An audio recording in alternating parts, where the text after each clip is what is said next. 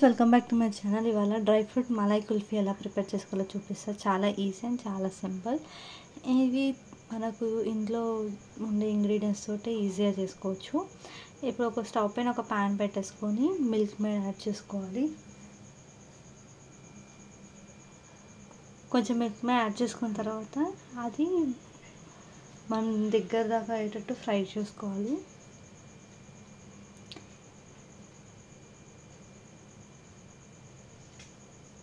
మీకు కావాలంటే ఇందులో షుగర్ కూడా యాడ్ చేసుకోవచ్చు గైస్. కొంచెం షుగర్ యాడ్ చేసేసుకొని మనం ఒక థిక్ కన్సిస్టెన్సీ వచ్చేంత వరకు ఇలా కలుపుతూనే ఉండాలి. మనకు ఒక క్యారమెల్ లాగా రావాలి. అప్పటిదాకా ఇలా లో ఫ్లేమ్లో పెట్టుకొని ఇలా కలుపుతూ ఉండండి.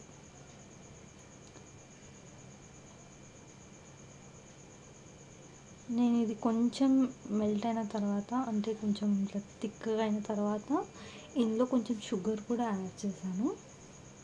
చూస్తున్నారు కదా.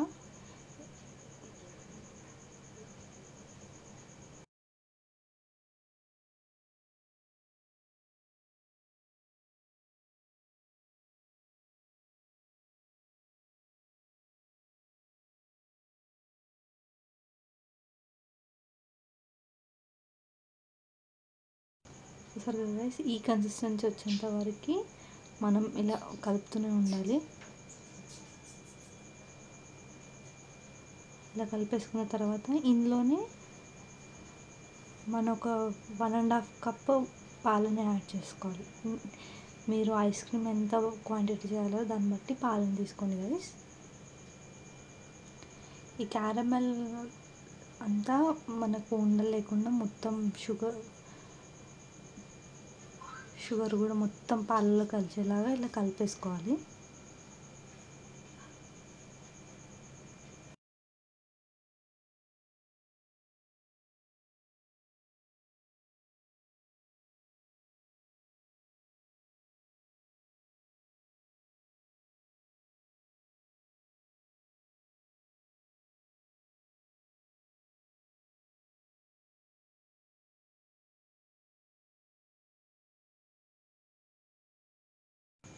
చూస్తున్నారు గైస్, మనకు దగ్గరకు అయ్యేదాకా కొంచెం పాలు మరిగిన తర్వాత ఇందులోనే కుంకుమ పువ్వు, కొంచెం ఇలాచీ పౌడర్ని యాడ్ చేసుకొని ఇందులోనే కట్ చేసి పెట్టుకున్న డ్రై ఫ్రూట్స్ని యాడ్ చేసుకోండి.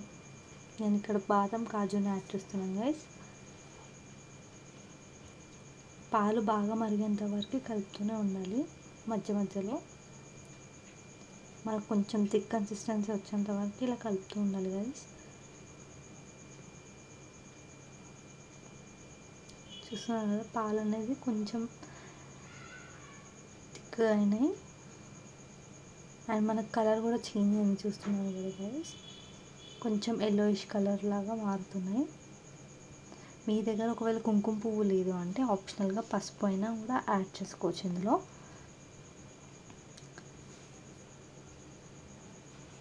ఇలా పాలు బాగా మరిగినాక స్టవ్ ఆఫ్ చేసుకోవాలి. చూస్తున్నారు గైస్, కలర్ కూడా ఎంత చేంజ్ అయిందో. స్టవ్ ఆఫ్ చేసుకొని పాలు కొంచెం గోరువెచ్చగా అయిన తర్వాత మీరు ఏదన్నా బౌల్లో కానీ ఏదైనా ఐస్ క్రీమ్ యాడ్ చేసుకోండి. నేను ఇక్కడ బాక్స్లో యాడ్ చేస్తున్నాను.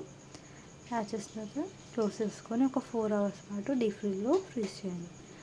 4 అవర్స్ తర్వాత మీరు ఓపెన్ చేస్తే చూస్తున్నారు ఎంత పర్ఫెక్ట్గా అయిందో. నేను ఐస్ క్రీమ్ స్పూన్ సాయంతో ఒక బౌల్లోకి యాడ్ చేసుకున్నాను.